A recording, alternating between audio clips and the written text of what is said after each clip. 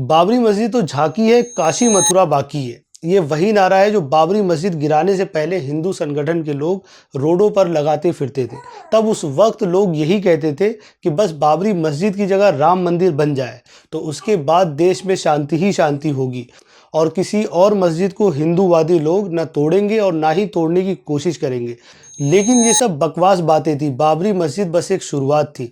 बाबरी मस्जिद को तोड़ना मुसलमानों के खिलाफ एक सोची समझी जुडिशियल इनजस्टिस का हिस्सा था और ये बात खुद डी.वाई. चंद्रचूड़ ने साबित कर दिया अपने एक बयान से।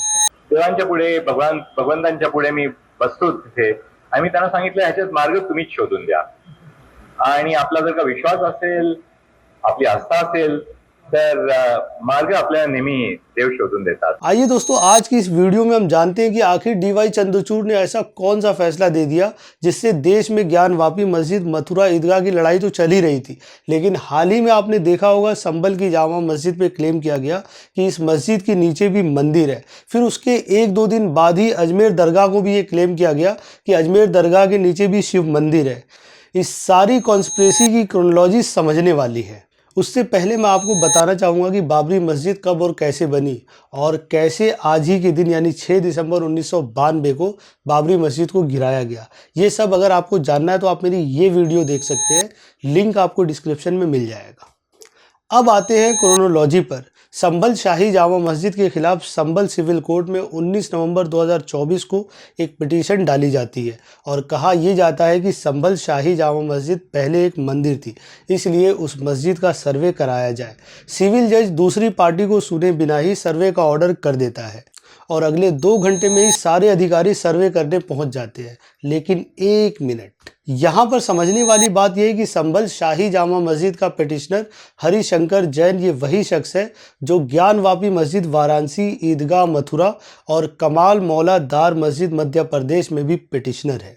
अब सवाल यहाँ पर ये उठता है कि जब इस देश में 1991 का वर्शिप एक्ट है और वो ये कहता है कि कोई भी रिलीजियस प्लेस हो उसे वैसे ही रखा जाए जैसे वो 15 अगस्त 1947 को था, उसे कैसे भी चेंज नहीं किया जा सकता, तो फिर आज ये झगड़ा क्यों? आज जो हम देख रहे हैं जगह जगह बाबरी मस्जिद जैसे हालात बनते जा रहे हैं, उसकी वजह खुद बाबरी मस्जिद का फैसला है। बाबरी मस्जिद के फैसले में कोर्ट ने यह माना कि मस्जिद को तोड़ना गलत था, तो फिर तोड़ने वालों को सज़ा क्यों नहीं हुई?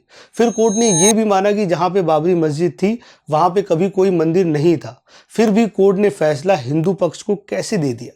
इस देश में धीरे धीरे लोग अपना फेथ जस्टिस सिस्टम से खोते जा रहे हैं और उसकी मेन वजह है खुद सुप्रीम कोर्ट। मैं आपको बताता हूं कि मैं ऐसा क्यों कह रहा हूं। 12 जनवरी 2018 को सुप्रीम कोर्ट के 4 जज सुप्रीम कोर्ट से बाहर आते हैं और वो उस वक्त के चीफ जस्टिस ऑफ इंडिया दीपक मिश्रा पर यह इल्ज़ाम लगाते हैं कि चीफ जस्टिस दीपक मिश्रा कोर्ट को सही से फंक्शन नहीं करने दे रहे हैं और वो बाकी जजों को फेयर तरीके से काम भी नहीं करने दे रहे हैं। अब यहाँ पर इम्पोर्टेंट बात यह है कि इन चारों जजों में एक जज थे रंजन गोगोई, जो दीपक मिश्रा के बाद सीजीआई बनने वाले थे। इन चारों जजों ने दीपक मिश्रा पर काफ़ी संगीन आरोप लगाए और उन्होंने ये भी कहा कि डेमोक्रेसी खतरे में है। अगर आज हम आगे आकर नहीं बोलेंगे तो देश हमें कभी माफ़ नहीं करेगा और देश से डेमोक्रेसी भी ख़त्म हो जाएगी। ये सुप्रीम कोर्ट की हिस्ट्री में पहली बार था कि जब सुप्रीम कोर्ट के वरिष्ठ 4 सिटिंग जज ने बाहर आकर प्रेस कॉन्फ्रेंस किया हो। दीपक मिश्रा के बाद जब रंजन गोगोई सीजीआई बने तो लोगों को लगा कि अब जस्टिस होगा, अब इस देश में जो सरकार अनकॉन्स्टिट्यूशनल काम करती आ रही थी वो सब बंद हो जाएगा। लेकिन अफसोस ऐसा हुआ नहीं, क्योंकि अब इंडियन जुडिशियल सिस्टम डगमगा चुका था। सीजीआई रंजन गोगोई के सामने सबसे बड़ा केस था बाबरी मस्जिद राम जन्मभूमि का, जिस पर उन्हें फैसला देना था। रंजन गोगोई हेडेड बेंच में 5 जजेस और थे। सीजीआई रंजन गोगोई, एस.ए. बोबड़े, डी.वाई. चंद्रचूड़, अशोक भूषण और एस अब्दुल नज़ीर। अब इन 5 जजों में एक मुस्लिम जज को बिठाना जरूरी था, क्योंकि कल को कोई भी फैसला लिखा जाए तो लोगों को शक न हो, लोग ये समझे कि हाँ एक मुस्लिम भी तो था। इन 5 जजों ने यूनानिमस राम जन्मभूमि के पक्ष में धर्म और फेथ की बुनियाद पर फैसला दिया।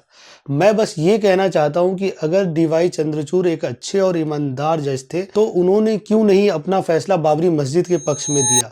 फैसला तो तब भी यही होता, मंदिर के पक्ष में ही जाता, लेकिन दुनिया तो ये कहती कि हाँ कोई ईमानदार जज था जिसने इंसाफ किया। बाबरी मस्जिद के वर्डिक्ट के बाद भी रिव्यू पिटीशन फाइल की जाती है, लेकिन इस पिटीशन को भी सुप्रीम कोर्ट रिजेक्ट कर देता है और इस बार रिजेक्ट करने वाली बेंच में थे CJI S A. Bobde, D Y. Chandrachud, Ashok Bhushan, S Abdul Nazeer और करंट सीजीआई संजीव खन्ना।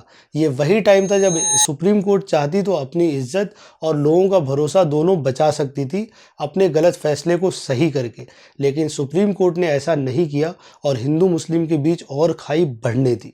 अभी बाबरी मस्जिद की इनजस्टिस के सदमे से देश निकला भी नहीं था कि 2022 में वाराणसी की जिला अदालत में एक पिटीशन फाइल की जाती है और उस पिटीशन में ये दावा किया जाता है कि ज्ञानवापी मस्जिद पहले एक शिव मंदिर था, लेकिन फिर वही एक सवाल कि जब वर्शिप एक्ट 1991 ये कहता है कि 15 अगस्त 1947 के बाद जो भी धार्मिक स्थल जैसे हैं वैसे ही रहेंगे, तो फिर कोर्ट ऐसी पिटीशंस को एक्सेप्ट ही क्यों करती है। दूसरी बात, बहुत सारे लोग ये कहते हैं कि 1991 का एक्ट ये कहता है कि आप किसी भी स्ट्रक्चर को चेंज नहीं कर सकते, फिर चाहे वो मंदिर हो या मस्जिद, बस आप सर्वे करके ये पता लगा सकते हैं कि जो स्ट्रक्चर अभी है वो पहले क्या था।